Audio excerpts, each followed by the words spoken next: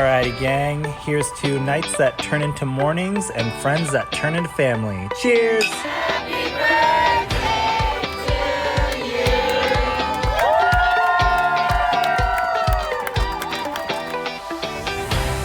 Hello. Welcome to the Friendship IRL podcast.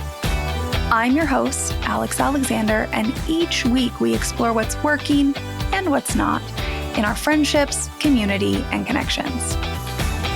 Have you ever wished you could sit down and have a conversation about what is really going on in your friendships? Well, you found your people.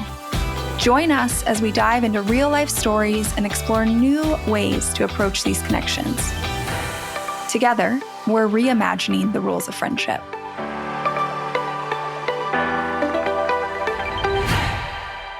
Today, we're talking about a moment in time that caught me completely off guard. One that shocked me to my core so much that it's actually what spurred me to start all this work in friendship. You see, back in 2021, I had 5 sets of friends move away in a 6-month period. And I'm not talking casual friends. I'm talking friends I did Sunday dinners with, who were the first people I called to celebrate, my emergency contacts. I panicked. Hardcore. My world felt rocked. But here's the thing, what I experienced isn't unique. It's part of a bigger phenomena that hits most of us at some point, usually for the first time in our late 20s, early 30s, I think. I call it the great friendship shift. It's that moment where people's life paths really start to diverge. Like, we can't pretend it's not happening anymore. Some friends are laser focused on building businesses. Others are moving in with partners or getting married. Some are traveling the world, having kids, climbing the corporate ladder. And as this happens, time starts to feel scarce. And all those friendship patterns that you've developed over the years, the ones that feel like they're holding your friendships together, they start to fracture. Now, for me, I found myself desperately asking what holds our friendships together when everything familiar is changing. And that question became the foundation of my work. But I'm not the only person this happens to, and there are many ways that this happens to us all. Today, Ericka Parker and I are diving deeper into her experience with the great friendship shift. What do you do when you wake up one day and suddenly all your friendships feel different? When your priorities have shifted so dramatically that your old ways of connecting don't work anymore? When you're building something that requires going underground for months at a time, but you don't want to lose the people who matter most? We're talking about the stuff no one warns you about, like having to send Calendly links to childhood friends, creating new rituals that actually stick, and learning the difference between proximity friendships and what it looks like to have intentional ones. Plus, how to navigate making new friends as an adult when everyone's motives feel questionable. Ericka Nicole is the founder and CEO of Silken, a science-backed skincare brand designed to protect and repair skin from pollution damage. She's also the host of the Boss Babe Reset podcast, which I was on, by the way. We will link my episode in the show notes. But on her podcast, she shares insights from high-achieving women looking to ditch hustle culture. And she's lived through this friendship shift while building her empire with so many lessons to share with us today. Let's dive in. Hi, Ericka. Thanks for being on the Friendship IRL podcast. I'm so excited we get to hang out again. Thank you for having me. I'm so excited. For anyone who doesn't know, I was on Ericka's podcast, the Boss Babe Reset, and I will be sure to link that episode in the show notes so you can go see. But we've hung out before, so we're excited to do this today. Your episode is one of our top listened to episodes, actually. It's in the top 6. Really? Yes. Oh, it's a friendships are a real thing. I mean, we both know people want to talk about friendships. Yeah. Hence why you're here today. You want to talk about friendship. I do. I cannot wait. We have so much to unpack here. Let's do it. Let's do it. So I was just saying this to you, and I should have had the mic on. So let me say it again. I'm excited because I think we're going to talk about something today that so many people experience multiple times, I would guess, in their life. But like that first time, you feel just so blindsided by this experience because it's not the narrative we're told about friendship. And it's this experience of getting to a point in life where I think your priorities shift is what's happening. Yeah. And then it impacts your friendships and it impacts the ways you hang out. So can you talk a little bit about your experience with that? Ooh, yeah. So for those who don't know, I'm a brand owner and a podcaster, and my life is very busy. And I'm also what I call a cusper because I'm like right on the cusp of like millennial Gen Z. But, you know, I lean towards millennial. That's how I self-identify. That's what my sister says. I think she's about the same age as you. Yeah. Yeah, it's a real thing. And so I'm at this like pivotal stage where just there's a lot of transition and there's a lot of change, right? So for me personally, career-wise, priority-wise, I'm not the girl that can go out Thursday through Sunday anymore because I actually have priorities, and pitching to an investor on a Monday, slurring my words slightly hungover is just like not a good look. So the way that I am able to hang out with my friends is different.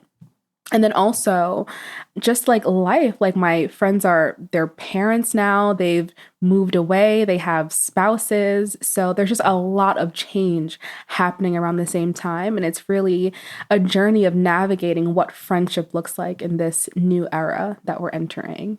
I vividly remember this time period in my life. That time period is kind of what really pushed me into the work I'm doing now.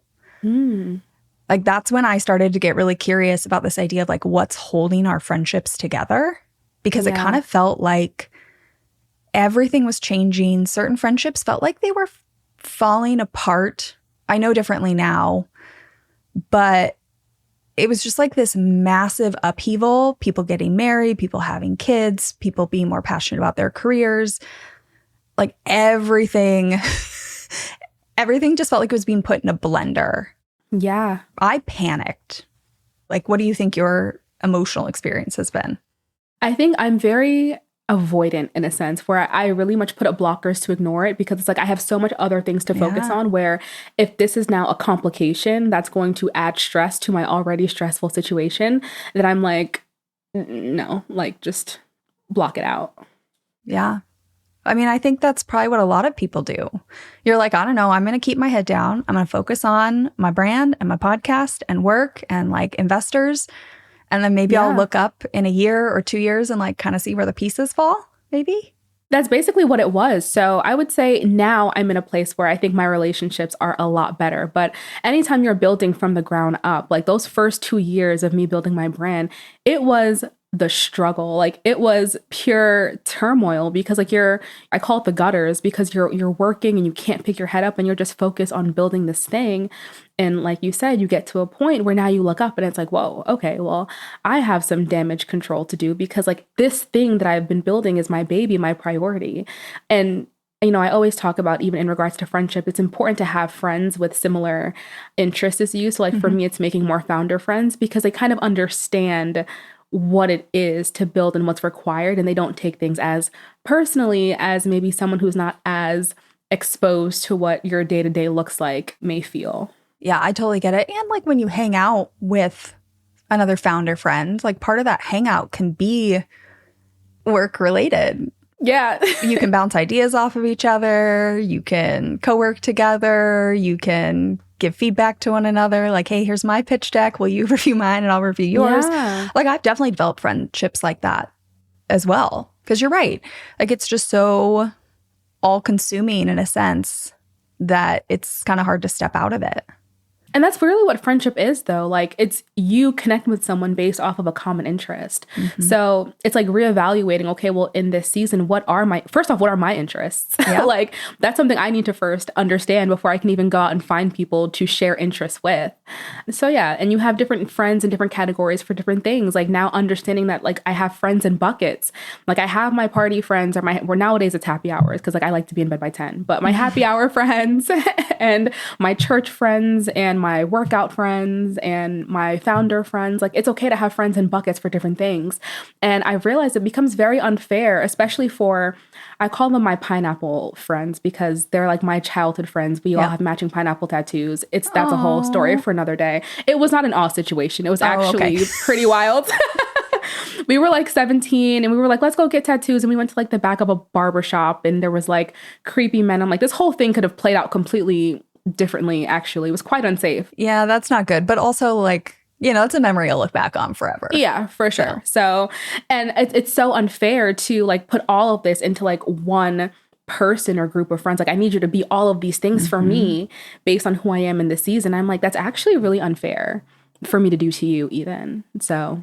Yeah. And probably, I mean, one, like very smart of you to realize that because a lot of people really struggle with that. But two, let's say some of those friends are like having kids or they're going to quit their job and YOLO around the world for a year and just like work odd jobs, whatever. Simultaneously, like they can't expect you to hold that part of them fully either. It's like giving everyone permission to find the right people for certain categories. I love how Ericka just talked about having different friends for different areas of life. Her pineapple friends, her founder friends, her workout friends. This idea of creating this friendship board of directors or having different friendship categories, it's not new to the podcast. In fact, I've talked about it in multiple other episodes. I talked about it in episode 2, where I talk about how to balance friendship and marriage without losing yourself. And we do really talk about those friendship categories. I know it says marriage, but we talk about the friendship categories. Episode 50, confession, I don't have a best friend. And episode 63, what would you tell your 20-year-old self about friendship? And the reason I have talked about this concept over and over and over again is because in my opinion, it's one of the most freeing concepts I think we can embrace as adults, especially adults who want to make and maintain friends. But here's what I really want to highlight about Ericka's approach. She's not just maintaining her pineapple friends from childhood. She's actively building new friendships that support all the areas of her life while building a business. Think about that for a second. She's got investors to pitch to, a skincare brand to scale, a podcast to host, and she is still making space to cultivate new connections with other founders. That takes intentionality, that takes energy, and honestly, that takes courage. Because making friends as an adult is vulnerable, especially when you're in a season of growth and change. You're not just looking for someone to grab drinks with. You're looking for people who understand your priorities and who get why you can't go out on a Thursday night anymore. People who celebrate your wins without making it weird. So whether you're building a business like Ericka, or maybe you're navigating new parenthood, climbing the corporate ladder, or just figuring out who you are in this new phase of life, you can absolutely work friendship into that equation. It might just not be the way you used to make friends when you were younger. It feels a little different. And that's a good thing. That's not to say like completely replace you, but just you can't be that like all-encompassing friend that we were when we were younger. And it's exhausting. And it's funny because on our episode, you said something that really has stuck with me even up until this day, like understanding the difference between proximity and intentionality. Yeah. So like being younger, you gain friends based on proximity because you go to school together, you play sports together, like you're in the same circle. But as you mature, it's like, oh, we actually have to be extremely intentional about this, which is also an adjustment. It's like, oh, wait, like we have to plan time to talk because I'm not just going to see you every day for 8 hours a day. Yeah. Like it's all the action and the thought and the habits, like amidst everything else you're doing, right? Trying to like be healthy and take care of yourself and maybe have a little fun here and there and build your business. Like somehow got to pencil that in. Can you imagine? I mean, I can because I do it too, but yeah, like it's a lot for any adult.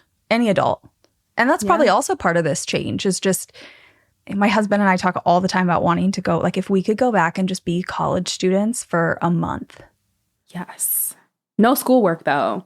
Like, I keep mean, the honestly, schoolwork part. I take the schoolwork part. That's fine. Like I did like an hour a day plus classes. Oh no, girl. I was like a double major, forensic science, pre-med chem minor. It was a lot. Oh, like, okay. Yeah, keep the classes. We're tired. But yeah, my worries were so few back then compared to now. You know, my to-do list was like my classes and like call my grandpa and Yeah. the rest of the time, that proximity piece, it was just, I don't know, whatever I was about to do with my friends today because we randomly decided to drive to the town 30 minutes away or go check out that bar we've always wanted to go to or lay on someone's floor and listen to whatever music we downloaded illegally. Like LimeWire. Yeah. Do people even like remember what that is? I don't even know if they know, but that was a time. I mean, definitely Burning not if you're CDs younger on than a LimeWire. millennial, I think. Yeah. But I remember it very well. I was probably on some list somewhere for the amount of LimeWire I downloaded. But yeah, you know, and now my to-do list is like not only my 7 categories of like work to-dos, but then my life, you know, like call the insurance person back. Right. Make the doctor's appointment. Make the doctor's appointment. Yeah. And there's a section on there for friends too. But I didn't even like need a section for friends back in the day. Yeah. And I think it's just like acknowledging that that's a shift we all go through at a certain point. Right. And it's hard. And it's hard because it's weird. It's uncharted territory, like you're saying. Yeah. And we don't talk about it enough. You know, like we go to school, we get these jobs, and we talk about the things that prepare you, quote unquote, for the real world. Mm-hmm. But navigating the change in relationships is also a part of real world challenges that really doesn't get much spotlight. So like you said, when you encounter it, it's like, oh crap, like what's going on? Like I haven't spoken to my best friend in 3 months. Like what is actually happening? Yeah. Like, who am I? Am I even their friend? What's going on? You feel like bad and guilty because nobody warns you that this shift is coming. Yeah. And all the messaging out there is like, well, if you're real friends, if you're true friends, you know, you'll always be there for each other and you'll always find time for each other. But nobody talks about like how you do that and how much it is playing Tetris with your schedule just to figure it out. And like you might get to a point where you have to like send a doodle poll to figure out when everyone's available.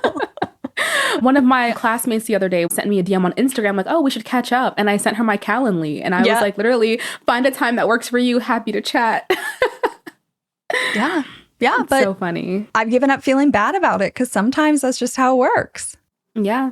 And they clown you for it. But I'm like, girl, this is just how my life is set up right now. So like, if we want this to be a thing, then we need to give and take. Yeah. Like maybe someday when my empire is bigger, I'll have like, when I've exited weeks for at a $1 time, trillion. carved out for friends kind of thing. Yeah.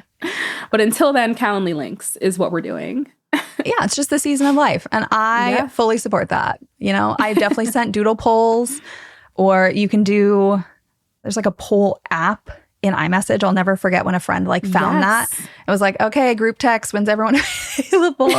You know, or you send like 3 dates with a whatever ones you can make. Yep. Not even your favorite. Like if you are available, whether it is inconvenient or not, if we're trying to get more than like 3 people together, you put it on there. Yeah. So as you've gone through this transition, are there certain friendships, however much you want to share, that like haven't weathered the storm well? What have been some of the harder parts of this?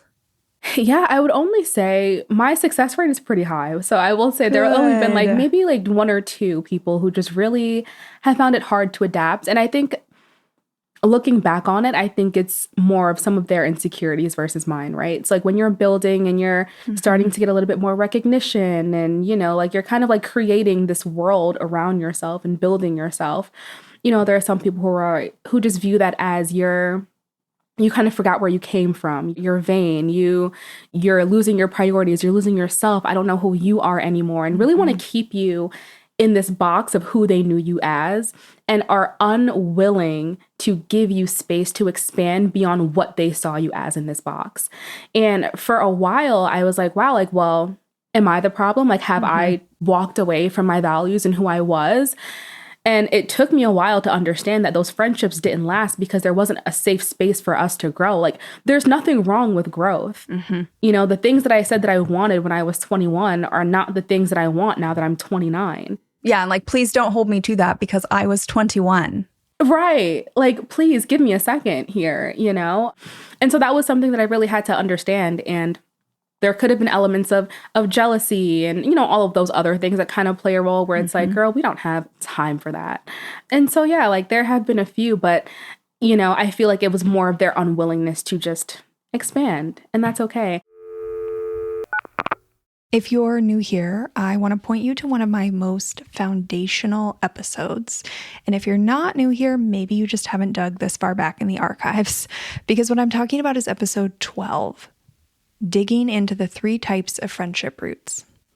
Because as I'm listening to Ericka tell this story, my brain is absolutely firing. I'm thinking, yep, that is exactly what's happening here. What Ericka just described, it's a perfect example of emotional intimacy roots, one of the types of friendship roots, dying, changing, and new ones growing. And let me break that down for you in simple terms. Our friends know us based on details, what we love, what we prioritize, how we spend our time. One day, you're the person who lives for Thursday night trivia. And a few months later, you're saying to your friend, sorry, can't go and do Thursday night trivia anymore. And honestly, I don't really want to. And your friend is sitting there thinking, but you literally told me how much you loved trivia night like 3 months ago. What happened? Now, ideally, our friends can absorb new information about us and update their mental picture. They white out the old details and write in the new ones, but that's not always what happens. Sometimes people start saying things like, you've changed, and they don't mean it as a compliment. Then there's the more serious version that Ericka mentioned, the one tinged with jealousy or resentment. And that's because your growth is asking them to get to know a completely new version of you. And sometimes that new version stretches them in uncomfortable ways. Maybe they've always wanted to start their own business, but they never believed they could. Maybe they've wanted to set boundaries, but they felt too guilty. And here you are, actually doing the thing they've only dreamed about. And honestly, that can feel threatening. If someone can't adjust to this new version of you, if they can't see you as someone who's expanded, if they can't see what's possible rather than someone who's abandoning who they really are, then it's okay to let that friendship fade or become less of a priority. It doesn't make you a bad person. It makes you someone who's growing. Now, if you're like, Alex, whoa, what just happened here?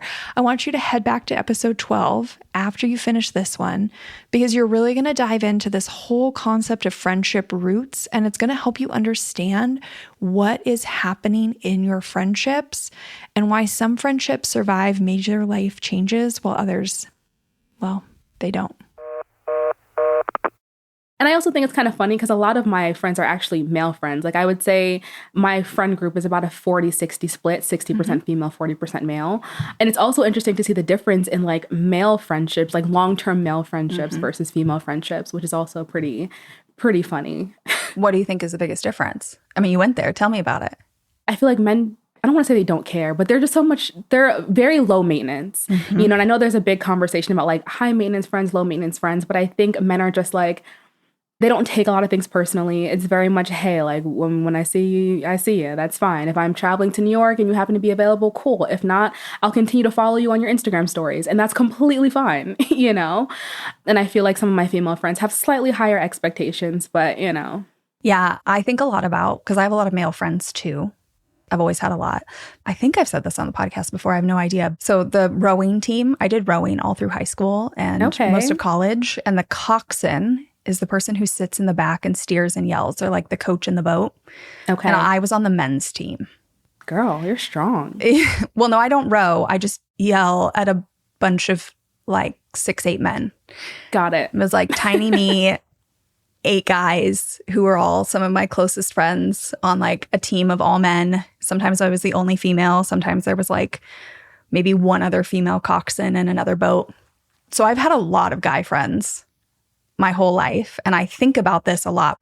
I'm not like pivoting the whole episode here, but I just do want to call out, I think, right, like everybody talks about like female relationships are so close and they have this like emotional connection, and sometimes they're catty and sometimes they're competitive, and like there are negatives too. But you're right. There's also then this flip side for male friendships where it's like, well, they don't have maybe that emotional connection the same way, but they're like simpler sometimes. There's not all these expectations.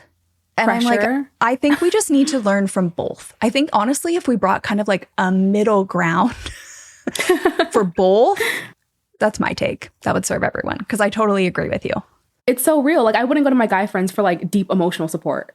But like, you know, if I just want to like kick it and have a good time with like very low stakes and very low pressure, that's exactly where I'm going. Or if I want very surface level, like, hey, you good? Yeah, you good? Yeah, cool. All right, like on to the next thing.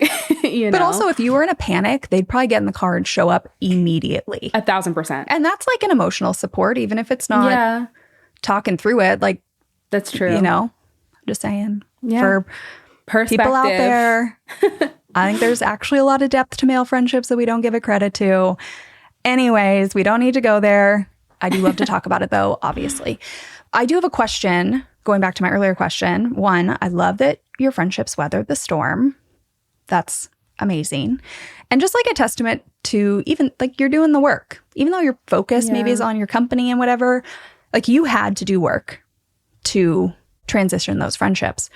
Were there any activities in particular that were really hard? Like you mentioned going out Thursdays and Fridays, but maybe it was something else. Is there anything that like you stopped doing that friends had a really hard time that you didn't want to do that anymore? I think it's actually the flip, especially most recently. Like a lot of I don't have any children right now. Okay, we are living rich auntie travel vibes. But like a lot of my friends have kids now. And it's like, okay, well, I mean, I don't want to spend every weekend at Chuck E. Cheese. Like, I'm sorry, that's just not on my agenda. And, you know, so being able to even like separate that, I think that's been like the biggest thing, navigating the whole parental change of relationship situation. Like I can't just call you on a Saturday and say, hey, do you want to grab brunch? It's like, because now it's like, oh, I need a sitter. So-and-so is working. He has plans. I can't go. And it's like, you know what? Just forget it. Like it's fine another time. So I think being intentional about finding different ways to hang out with my friends. So, you know, and distinctively having relationships with them as like just who they are as my friend versus the mom version of them. Yeah. So not saying that we can't do mom activities like go for a walk in the park with the stroller, or maybe, I don't know, we can do a Chuck E. Cheese like once a quarter, you know, but like I also want to hang out with you as my friend, not just mom you. Yeah, that's another transition. I for sure know what are the kids, I will ask just out of curiosity, are the kids younger right now? Like are a lot of them like real little, like wearing diapers kind of thing? They're varying. So they're like from fresh out the womb to about like 7. Okay. 7, All 8. right. So you got a range. Yeah. I do find my take after having a number of friends have kids, I don't know what your experience was, so you can tell me, is the first 2 years are an absolute crapshoot. For sure. Like whether you're going to see them, whether they're with like the kids, whether they have any attention span. And that is absolutely fair. Yeah. I just like don't take anything personally for the first 2 years when they have a new For sure. and then the baby's real little. And then I feel like it's been fun at this point as people's kids get a little older and have a little more independence, aren't so dependent on like mom. Yeah. That we can find these pockets where you almost watch your friend do something they love again for the first time in a while. So like recently, I convinced a friend of mine. I ended up getting Cowboy Carter tickets, Queen Bee, and flew down to LA for one night. Just, this was like a totally random. We love spontaneous. Yeah, I got very lucky. And this friend of mine is a mom of 2 kids. And I knew she wanted to go. And I was like, hey, listen, I know that you have to find somebody to help with the kids because it was a weekday. So like her husband can't be taking that day off. So like we got, you know, I get that this is more than just telling him like, peace out, bye. You deal with the kids. Right. So I don't need an answer right now, but let's do it. And she made it work. We went. And it was just like really fun to watch her just like be her. back in her element. for a second. Yeah. Yeah. Like without the response. Not that she's not her now, right? She's that new version, just like we were talking about you becoming like the founder version of you with different priorities. And like, I respect that. And I love her as a mom and I hang out with her as a mom. But it was just like fun to get to watch her like let loose and dance it out and get dressed up. And anyways, I do enjoy that part of it. But I love it. It takes a while. Yeah. And you got to be, you know, like we're talking about being with, like friendship is being with people through different seasons, right? Yes. So it's like, again, the same thing that I ask for is the same thing that I have to give, like allowing people space to expand in certain seasons, you know? Yeah. And want that for them because that's what they want. Yeah, that too. Even if it's, you know, you want to live the rich auntie life. Currently, I'm seriously. also living the rich auntie. Like, I love it. So we talked about how some of the friendships, it sounds like worked, you know, pretty well, but not to say you didn't have to put in work. What were some of the, I guess, like positives that came out of the change? Were there like any really, like maybe friendships that even felt better or this new version, you're just really loving it, whether it's better or worse? Yeah, I think me having to be more intentional has been a positive in my relationships in general. And not just for the other person, but for myself. Like I was saying earlier, like I have to first understand what my interests were. Like what are the things that light me up and what are the things that I care about? What are my values now in this season? And how do they translate? So even like I had mentioned earlier, you were talking about like the proximity versus intentionality. After that conversation, I like hit up the Pineapple group chat and I'm like, guys, we need a reoccurring Netflix date. You know, so now Ericka, once a I'm so month, happy. the third Wednesday of every month, we get on FaceTime and we watch a movie on Netflix together and like talk about it live. And that has been so helpful for us. It's been such a time and it sets the expectation for even like our partners and our like they just know that like Wednesday, 8:00, third Wednesday, leave the girls alone. Yeah. Like don't even go into the room because they're having a time and you're going to hear it laughing, crying. There's going to be wine glasses clinking. Like, it's going to be a time and just let us have that moment. And that has been so impactful in like the closeness that we feel as friends. Oh, I love that so much. And what a just good for you for putting it out there and like trying to set up that, well, not trying to, like you did set up that pattern. You're doing it. Yeah. Does everybody live far away? Do people live nearby? Because it's virtual, right? You get on. Virtual. Yeah. Yep. Our furthest Pineapple, she's actually in Germany currently. Her husband's in the military. So they travel pretty often. London. I'm sorry, not Germany. They were in Germany, but they're in London now. So they're overseas. The other one is in LA. And then the other one is in Texas. But she's moving back to New York the 1st of June. So in like a week or so, which I'm so excited about because we haven't had 2 Pineapples in the same city since like high school. So that's really exciting. I mean, that sounds like a siren call. Maybe the other 2 gals will fly in at some point. That's you know? what I'm saying, you know? I'm like, we need to make this a thing. Oh, yeah. Yeah. The trips. Got to get those trips going. I mean, even you outside of have the to, trips, but I'm I love recruiting 'em. everyone to come back to New York. Like when I tell you I'm a walking billboard for move back to New York, I'm like pitching everybody. I'm like, what are you trying to do? What are you trying to build? Whatever you're trying to do is like best done here. I can guarantee you. Well, I agree with you because I'm dead set that at some point in my life, I'm going to live in New York. Come back. But our friends, like the home base is Seattle. And Okay. I'm the same. Like we live in Seattle and we've had friends who have moved, but some friends who have like moved and come back. And I'm just like you. Like every conversation, it's like, well, you know, in Seattle. Biggest advocate. Like that neighborhood you love, it's still beautiful. It's only Okay. 10 minutes from me. Like, The school district. oh, yeah.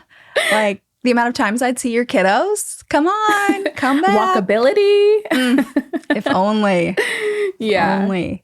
Well, that's exciting that one of your friends is moving back. I mean, New York is a great Yeah. place to be because I get it. Some people don't want to live there, but I can't comprehend that. Like, who doesn't want to live there? It's the best city ever created. That's a hill I will die on for sure. I think I'm there with you, but I haven't lived there yet. Yet. It's soon come. Time is soonly approaching. Is there anything else you've done with these friends? Like you have the dates, is like the text thread regular? I mean, there's so many ways to, I guess, like stay in contact nowadays. What are your guys' go-tos? Or is it just like life's too busy and you hang out or you hold out for the Netflix dates? Yeah, no, not just that. Now we have Instagram DM chats where like now we can send funny things to the actual chat. And even just giving each other permission to just like randomly pick up the phone and call. I think for a long time we always assumed that each other's just so busy. So like we would send a text like, oh, who's free? Or are you free for a phone call? And it's like, girl, just pick up the phone and call. And like, if I'm free, I will answer. If not, I will call you back. Like, it's okay. So whether it's like a car ride home, and that's typically where I do most of my phone calls. Cause like once I'm indoors, like once I put the key into the door and close it, like I actually don't want to talk to you anymore. So let's try and fit it into the car ride. But yeah, like just being a lot more free and less rigid. You know, I think we had this. And it could be very much a mental made up concept that everyone's so busy that they don't have time for me and that my problems or whatever I'm going through or whatever I want to talk to them about isn't important. And it's just like, no, like pick up the phone and see what happens or just FaceTime the group chat and whoever jumps on, jumps on. And that is very much okay. Oh, FaceTime the group chat. I love that one. Nobody's brought that up. Yeah. You just like hit the little button at the top and it calls everybody. I mean, I know how it works. I'm just like, nobody's brought that up as an idea, I guess. Like my mind's over here wandering. So I'm like, that's such a good, you know, like you're saying, like maybe you end up with one person, maybe you end up with nobody. Maybe everybody ends up on there for 5-10 minutes. Yeah. Like that's a great surprise for today. Jump on in. Yeah. It's a great way to like stay present with each other. Yeah. And voice notes. Voice notes are fun too. Like, it's so much funnier to tell a story like via voice note than like sending a long text message that I promise you I won't read. I will probably just heart it and like keep it pushing. So send the voice note. Yeah. Yeah. You're like, I can just set that down and keep doing what I'm doing and like listen to the podcast. Yeah. Exactly. Oh, I mean, I know we talked about all this before a little bit. I'm just like so overjoyed over here because it really sounds like even though the transition maybe caught you off guard, you've rolled with it.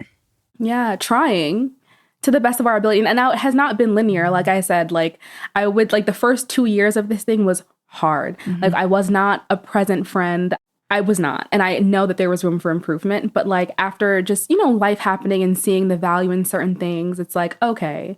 And having space to breathe, like there's a season for everything. You know, there may come another season where something big comes up and I have to go underground for 6 months to a year to like just get it above ground. But it's like, that's okay. And I think at least this experience has taught me that like you can bounce back from it. Like that's okay too. And to be respectful of everyone else's season and to not take things so personally myself as well, you know? So when you were crawling out of the mess, when you realized like, oh, I've kind of been out of it for a while, was it like phone calls? Was it text messages? Was it just like, hey, I want to be invited again? I know I've been saying no forever. What was it like, I guess, coming out of the hole? Yeah, so humor is definitely my coping mechanism for a lot of things. So I don't know, like back in the day, it used to be a joke, like when you haven't spoken to someone in a while, you'd be like, hey, big head, or something like the hey, big head text. And like that was like very much me. It's like, hey guys, I'm back, you know, like, and just try and laugh it out. I feel like it just makes it easier, you know, and it's like, oh, like look who finally responded to the chat. And I'm like, yeah, guys, I'm back. What's everyone doing? Let's make plans for next month, you know, and kind of just pick up. And I feel like your real friends, that's a loose term, but like I feel like your people get you, like your tribe knows you, and like despite whatever is going on personally, like you should always be able to pick up kind of where you left off, and like that's okay. And yes, it may be a different version of you, but it's like I'm still holding space for you, and that's okay. So this different version of you, what are some of the ways she shows up differently in your friendships now? Ooh, she has very firm boundaries. Okay. So I'm always the go-to friend. Like I am the planner, the type A, the mom, make sure everyone's good. Like, what are you doing? The coordinator, I'm booking the flights, just sell me the money. Like I'm very much the organizer of it all. And now it's like, I just don't have capacity for that. So like who's buying tickets? Who's looking at the hotel? Who's making this? Like, I guess now I'm like a project manager kind of speak, but like, you know, just setting firmer boundaries in that capacity of what I have capacity for.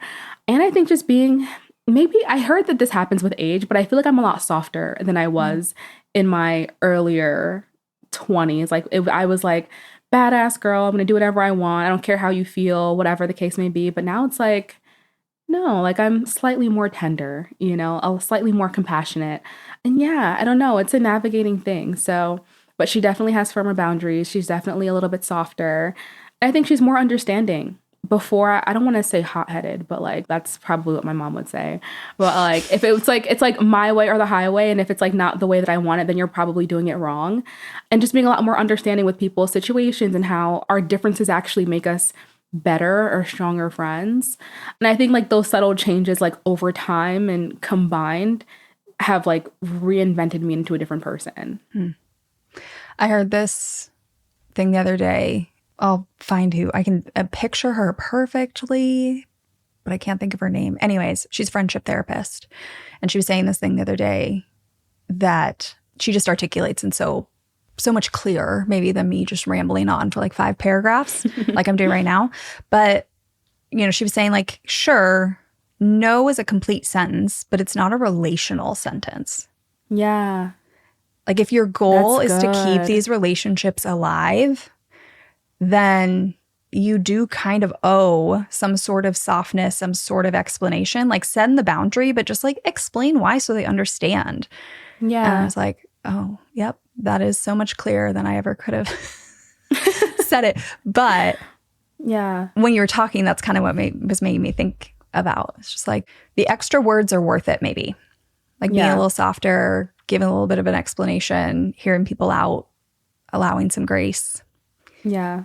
If like your long-term goal is to keep these friendships alive, we already know how hard that is in Right. the world we're living in, like amidst everything else. You got to be flexible. Flexibility and adaptability saves relationships, in my opinion. I went back and I dug through my Instagram, and I didn't have to dig very far because this friendship therapist I'm talking about, her content pops up all the time. It is great. You should go give her a follow. She doesn't even know I'm doing this. I've never met her. I should invite her on the podcast. Hi, Blake. Her name is Blake Blakenbeckler. I really hope I'm pronouncing that right. But either way, her Instagram is linked in the show notes. She's a friendship therapist. And again, her quote is so good. I'm going to say it. No is a full sentence, but it's not a relational sentence. And you mentioned this at the beginning, but since we're just trying to like get the full picture here, what has it been like making these like new friends, like the founder friends, or maybe friends in New York, since your pineapple friends, your oldest friends have moved away, currently don't live there, soon one. But Yeah. At least what has it been like yeah. adding people to your life? Ooh, I will say, so I consider myself an introverted extrovert. Like I'm very much, well, it's really called an ambivert. Like I'm very much in the middle. But like when I'm around new people in the beginning, I'm very much a listener. Like I just want to sit back. I want to kind of catch your vibe, catch your energy, see if I really, as I would say, like my spirit takes you. Then once I'm like, oh, okay, like you pass the vibe check, then I can be a lot more warm and friendly. So I definitely have RBF, like resting face. So like it's been a challenge for me having to be intentional and putting myself into spaces that's going to require me to be a little uncomfortable, a little bit more pleasant. But yeah, like going to networking events. I'm in a lot of entrepreneurial, like female groups. So they have events all of the time, especially in the city. I'm a 30-minute train ride away. So it's like, you know, like go do the thing. And then it's like getting to the events is one thing, but it's the follow-up afterwards. Like, how do you build authentic relationships without feeling like I need to give something in exchange? Because what can happen very easily, it's like, okay, like people see that you have something to offer. And it's like, okay, well, are they friends with me because I know this person and can probably put them in contact, or because they genuinely like me? You know, so that's been interesting, but it's required me to be uncomfortable and very much fake it till you make it. Because I'm not the person that walks into the room like, oh my goodness, hi, how are you? Oh my gosh, so nice to meet you. Like, what's your Instagram? Like, no, that's just not me. But having to be a little bit more warm, a little bit more intentional about being softer and smiling in a room and not just walking in like, who are all of these people? Like, please do not step into my circle. Give me a second. I'm trying to assess. Yeah. Yeah, like I'm just trying to like scope out. But yeah, it's been a journey for me of being softer, being more intentional, even after the meetings. If I say I'm going to send you a DM or follow-up email is now what I do when I go to things, like it's like following up with that and just trying to weed out the good from the bad. You know, there are some good apples out there, but there are also people who just want you for what you can do for them, and having that discernment to kind of sift through it all. If I had $1 every time someone's told me that their first impression was completely different than like how I act otherwise, Because a lot of people are like, I thought you were like such a bitch. Yeah. I thought you were so closed off. I thought you were going to be super quiet. Yeah, I'm with you. It takes a hot second. And then I'm laughing because like they're telling me this. They're like, and it is the exact opposite. Once you get you talking, we can't stop you from talking. I'm like, yeah. I know. You just have to pass the vibe check first. And if you pass, then you'll get the real version. Yeah. I think the reason I'm quiet isn't because I'm assessing the vibe check. It's because I've been told my whole life that I'm too much or like that I'm a lot. And I could care less about that with my friends. Like, I don't know if I'm being too much, I guess like, tell me you're tired today or something. You know, I don't care with them. Like I'll tone it down, but otherwise I think most of them honestly enjoy it. So I get really not nervous, but like I hold back when I first meet people because I'm like, whoa, that might be like too intense. Too much. Of a first impression. Yeah. No, that's real. Do you feel like you're too much in your friendships? Not me reversing the question. No, like I'm you're hosting good. the show. You're good. Do I feel like I'm too much in my friendships? No. Okay. I do think that when I make a new friend, like if I think of friends that I've made in recent years, I think a lot of them would maybe also identify as like having been told they were too much. And I think I don't really firmly believe in some sort of like soulmate friend connection or instant connection. But I do think there are times where I meet someone where we can both kind of tell we have this intense energy and we just go with it. And that makes us click way faster versus other people I meet. It's kind of like I turn the dial up slowly. Okay. Like I do get to full board Alex you get there pretty quickly, but I give them like a couple hangouts before they really see. You give it in doses. Yeah. And I've made great friends where I've done that as well. It's not that I think that the other person is some like destined friend and we just clicked and it was like friendship connection at first sight. But I do think sometimes I can like identify someone's energy. They're kind of like crazy. And we just lean in. Yeah. I have an example of this. My friend Alex, who's been on the show, she's the founder of something called Connection Feast, which is another friendship group. And we followed each other on Instagram for a while back in the day. And I mentioned that I lived in Seattle on an Instagram story. And she sent me a DM being like, oh my God, you live in Seattle? We have to meet up. Like, do you have time next week? And sent like times. And to this day, when she tells this story, because she also helps people make friends, she's like, please do not do that. Like that, right. Like, that is coming Pressure. on way too strong for the average person. But I really do think we both just kind of felt this energy with each other. Yeah. And we just went with it. And that's not always the case, I guess. Yeah. You have to know your person. That's just in general. You have to kind of know who you're dealing with. Yeah.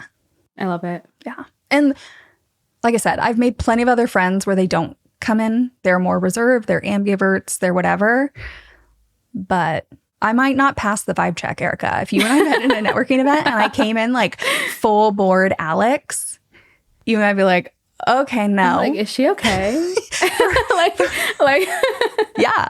But like, actually. Yeah. No, because like when I feel like, and it depends, right? Like when people approach me super high energy, again, like and it could just be, I don't know if it's like a trauma response or mechanism, but my first thought is always like, well, what do they want from me?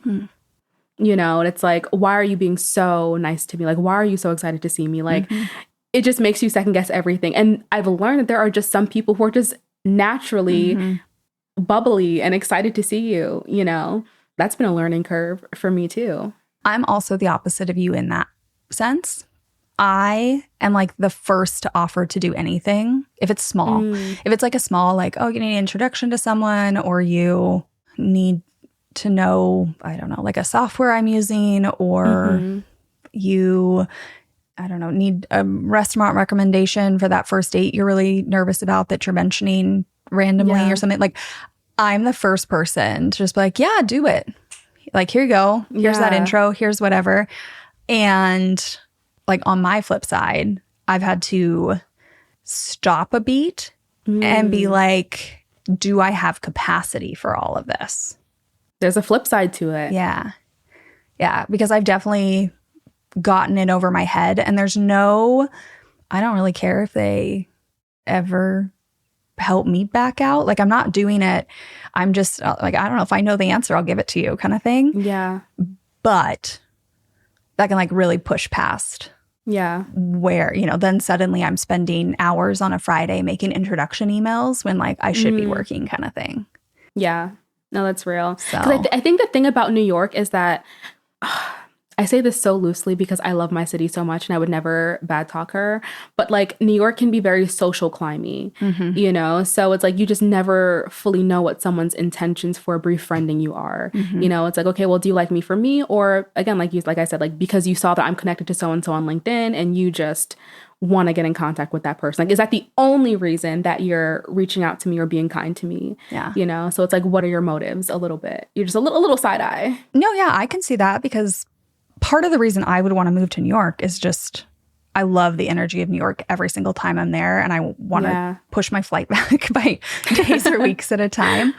But part of the other reason I've thought about New York is there are events, there's more media, there's more, right? Just like work-wise, it would be probably such an accelerator for me to be there.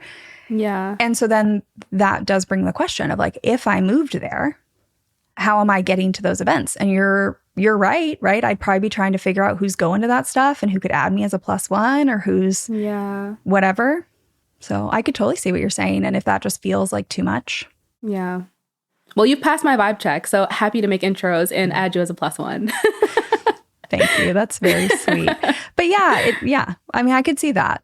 Like people go there. Part of the reason I love New York is just like the energy of it and the fact that some people I think it's kind of like you're ruthlessly going after your dreams if you're going to be there. Yeah. Because I mean, I've had that too. Like, again, like I'll be invited to a dinner or something where there's going to be like investors and other founders and someone will reach out, a friend like, oh my goodness. Yeah. And I'll like send an invite. And then we get there and they literally do not talk to me the entire time that we're there. So it's like, oh, like, great. The room has been read. Oh, you're I don't like probably that. going to be blocked. Yeah, that's what I mean. Like it can be very usy. So you have to be like very, because sometimes when you give people an inch, they'll take a mile. And it's like, okay, girl.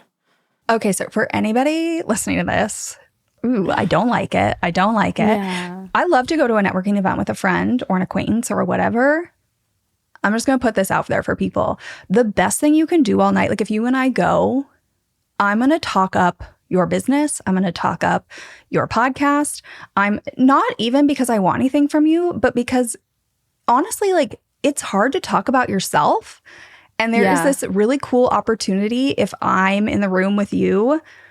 Sometimes I'd rather talk about you than talk about me. It's easier. And I think what you're doing is super cool. So I'd rather just be like, well, have you heard her podcast? Like, have you tried her products? Oh my gosh, you should totally try her products. Like, look at her Instagram. I'm not even kidding. I'm like this is my too much energy coming out. But yeah, I would feel icky if I went and somebody just totally pieced out on me too. You feel used, you know? But you're what TikTok calls a girl's girl. So it's like all good. I love, why aren't we hyping everyone up? I will like hype up anybody I can. Also, I think it's fun. Truly. I haven't sent out my newsletter in a few months. It is coming back in its own fun new format. And I should see if I could do this, but I used to have like a brag about a friend section where I would literally just some friend who had a podcast or was an artist or was like my friend Sheena, who's a social media content capturer. It didn't even have to be related to my work. I would literally just brag about a friend because my theory is that if I'm having a bad day, one of the fastest ways to turn it around is to brag about a friend. I love that. Because when you do that, you feel good. You're like, man, she's friends with me. Like, right. I'm so grateful. Like, look at all the cool crap she's doing. And I love that for her. And like, yeah, anyways, I think bragging about a friend is a great way if you're having a bad day. That's such a flex, being able to brag on a friend. I love that concept. Okay, well, at some point, maybe we'll have a need for me to give you an intro to someone, because my other favorite thing to do is do introduction emails. They're really ridiculously long. Because I will tell like all the best things about you and be like, Ericka, meet Sheena. And then be like, Sheena, here's all the cool things about Ericka. Ericka, here's all the cool things about Sheena. And I will just send like paragraphs. I love it. Because why not? Why not? Yeah. Like That's amazing. Well, if you know anyone and looking to angel invest in skincare brand, love an intro. Okay. You never know. I do think I have a secret connector weird thing where like the universe sends me people that need to know people. I love it. I guess for everyone, Throw it out there. if you're listening, throw it out there. Maybe I know someone. Okay, so we got to close out this episode because you and I truly could Yap away. We could yap away, and I think that's the best part is we get on here and we almost like forget there's even a microphone, and we're just pretend we're on our own little Zoom call. Yeah, because I just looked at the time. I was like, oh my goodness, yeah, it's been a minute. Where did that go? So for anybody out there who is getting that moment where they are like blindsided by the fact that everything's changing, like societal messages did not tell you that you would kind of like wake up one day or 1 month or 1 year and everything about your friendships would feel different. And not just from one friendship, but probably from like a few simultaneously. Yeah. If somebody was in that situation, is there any advice you would give them? Yeah, I would say lean into it and don't run from it. I felt like I did that for a while, again, being very avoidant, and I don't want to deal with it. But the more that I leaned into it and the more that I brought it up as a point of conversation for us to talk about, the better it was for us to navigate it and to talk about what works and what doesn't work and how can we make this work, and how that gave me the confidence to like throw something in the group chat, a crazy idea, and it actually stick and become a little ritual for us. So just lean into it, lean into the uncomfortable, and it gets better. I could not have said anything better. Because like the acknowledging it, I think so many times we assume that the other person maybe just isn't noticing or they also want to avoid it. Yeah. But like both people are probably feeling the same way. Right. The crazy idea is so spot on because you never know what's going to stick. And I do think that when you don't have that proximity, people will, like if you can find the right thing that fits, like the Netflix, like people will protect it. Yeah. Hardcore on their calendar to try and make it happen because it's just so infrequent. They know how it's a special non-negotiable. it is. Yeah. Yeah, that's some good advice. Well, Ericka, as always, thank you so much for hanging out with me. Thank you for having me. I love this. Me too. You're doing such great work with your podcast. Like I said, like these are conversations that really need to be had. And the take that you have on things and the way that you make things just seem so practical is what I probably love the most. So thank you for doing the work that you do. I appreciate that. Thank you. If today's conversation hit you right in the feels, I want you to know something. You are not alone. This great friendship shift, it's real, it's normal, and it happens to almost everyone at some point. That moment when you look around and realize all your friendships feel different isn't a sign that you're doing something wrong. It's just a sign that you're growing. Now, some friendships will adapt and evolve with you, and others will fade. And that's okay too. The key is being intentional about the connections you want to nurture and having the courage to create new patterns that actually work for this version of your life. If you need more support navigating this shift, go way back in the archives. There's so much good stuff back there. But I want to send you to episode 20 and 21. They're linked in the show notes. And it's another 2 episodes exactly about this. Remember, growing apart doesn't always mean growing away from each other. Sometimes it just means growing into new versions of this friendship. And I want to thank Ericka for coming on the podcast and talking about this. I felt so blindsided, like I said, when this happened to me. It seems like Ericka did a little bit too. So the more conversations we can have about this, the more awareness we can bring, the less people will feel like they're the problem, and they'll just realize that this is a natural moment in our lives. And Ericka took the time to come on here and to talk about this amidst all the other stuff she's doing. I mentioned before, go listen to the episode I have on her podcast, Boss Babe Reset. Go check out her skincare brand, Silken. She has 2 offerings that I've linked in the show notes. One for each of her businesses, because she's out here being an absolute powerhouse running 2 things. And with that, I'll see you next week. Thank you for listening to this episode of Friendship IRL. I am so honored to have these conversations with you, but don't let the chat die here. Send me a voice message. I created a special website just to chat with you. You can find it at alex.chat. You can also find me on Instagram. My handle at it's Alex Alexander, or go ahead and leave a review wherever you prefer to listen to podcasts. Now, if you want to take this conversation a step further, send this episode to a friend. Tell them you found it interesting and use what we just talked about as a conversation starter the next time you and your friend hang out. No need for a teary goodbye. I'll be back with a new episode next week.